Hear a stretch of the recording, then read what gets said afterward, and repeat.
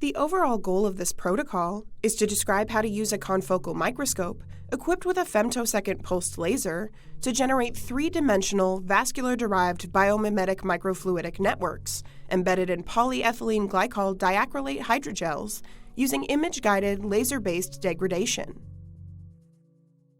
A significant advantage of this technique is the ability to generate three-dimensional biomimetic microfluidic networks that accurately recapitulate the density, tortuosity, size range, and overall architecture of in vivo vasculature in synthetic constructs.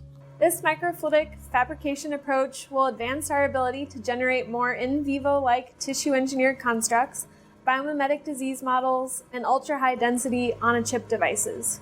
Visual demonstration of this method is critical because proper setup and implementation of the microscope software is not intuitive, but is crucial in forming the desired microfluidic networks.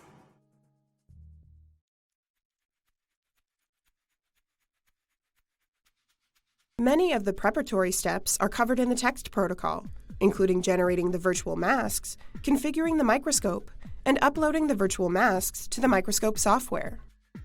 To photopolymerize the PEGDA hydrogel, first attach a ring of double-sided adhesive to a 60mm Petri dish that has a 20mm hole cut out of the bottom.